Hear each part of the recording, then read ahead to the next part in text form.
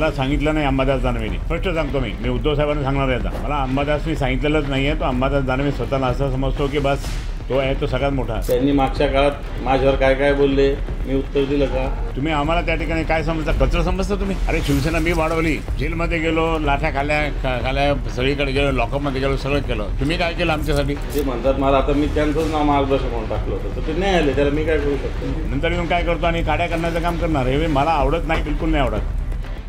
उद्धव ठाकरे यांच्या शिवसेनेतील अंतर्गत वाद पुन्हा एकदा चव्हाट्यावर आलाय. संभाजीनगरात पक्षाने आयोजित केलेल्या कार्यकर्ता मेळाव्याला माजी खासदार चंद्रकांत खैरे यांनी दांडी मारल्याचं पाहायला मिळालं. अंबादास दानवेंनी मला निमंत्रण दिलं नव्हतं, या प्रकरणाची उद्धव ठाकरेंकडे तक्रार करू असं म्हणत चंद्रकांत खैरेंनी दानवेंवरती गंभीर आरोप केले. तर मेळाव्याच्या पत्रिकेत खैरेंचं नाव होतं, परंतु ते नागपूरला गेलेले होते असं म्हणत दानवेंनी खैरेंच्या आरोपांना जोरदार उत्तर दिलं. परिणामी आता संभाजीनगरात खैरे दानवे या वादामध्ये शिवसेना शिंदे गटाच्या नेत्यांनी सुद्धा उडी घेतली आहे. पालकमंत्री संजय शिरसाट आणि ठाण्याचे खासदार नरेश म्हस्केंनी खैरेंची बाजू घेत त्यांना शिवसेनेत घेण्याचे संकेत दिलेत.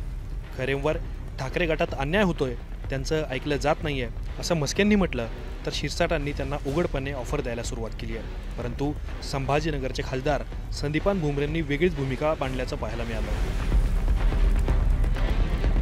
तर झालं असं, संभाजीनगरातील ठाकरे गटाच्या मेळाव्याला चंद्रकांत खैरे आणि अंबादास दानवे हे एकत्र येणार होते.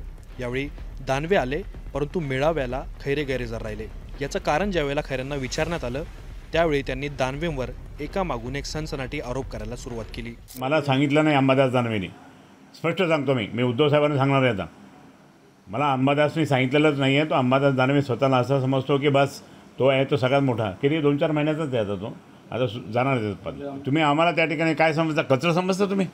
अरे शिवसेना मी वाढवली, जेलमध्ये गेलो, लाठ्या खाल्या सगळीकडे गेलो, लॉकअपमध्ये गेलो, सगळं केलं. तुम्ही काय केलं आमच्यासाठी?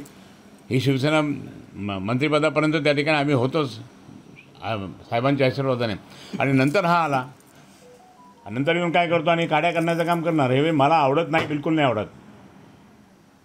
मला कोणी काढू पण शकत नाही, कारण मी कडवट शिवसेना प्रमुख माननीय बाळासाहेब ठाकरेंचा आहे. मी करणार ना.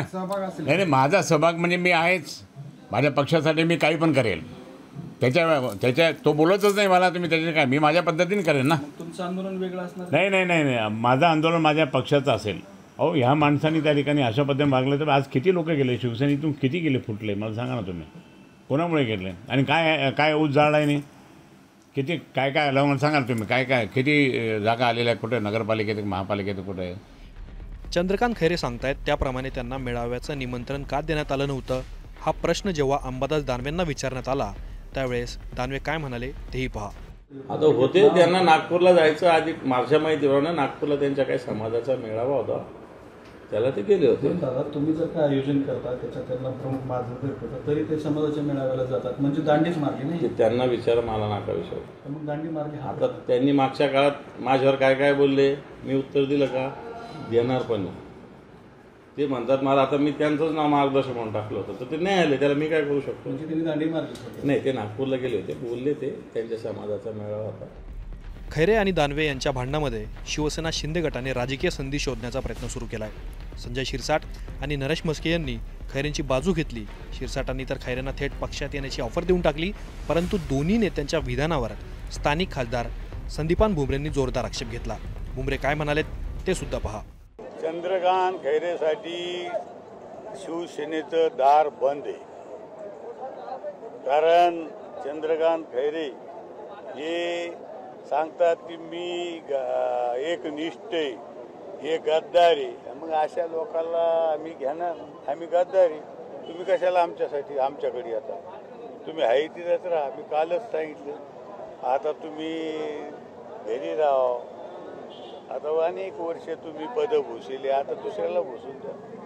रिटायर झाले का ते? आता काय रिटायर नाही राहिले काय? आता त्यांना काही सल्ला असेल खैरेला सल्ला दिला ना. आता कालच सल्ला दिला मी एका प्रेसमध्ये की आता खैरेंनी आता अनेक वर्ष पदं भूषिले, आता घरी बसावं, शांततेचं. दुसऱ्याचं बघावं. आता खैरेला एंट्री नाही.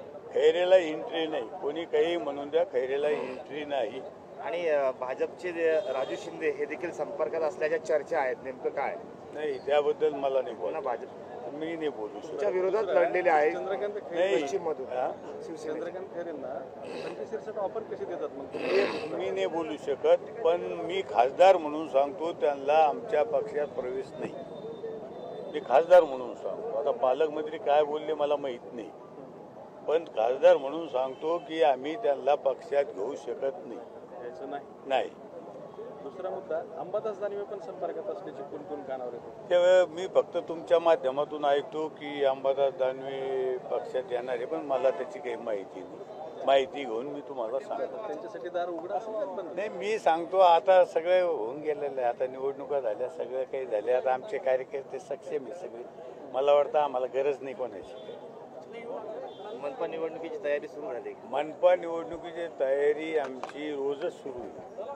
निवडणूक आली म्हणून आम्ही मिटिंग काही घेत नाही की तयारी करीत नाही की आम्ही आता निवडणूक आली मग मेळावा घ्यायचा, असं नाही. आम्ही रोजच तयारी, रोजच काम करतो. आमचं रोजच तयारी असते. आणि महानगरपालिकेवर आम्ही झेंडा फडकू एवढं सांगतो तुम्हाला.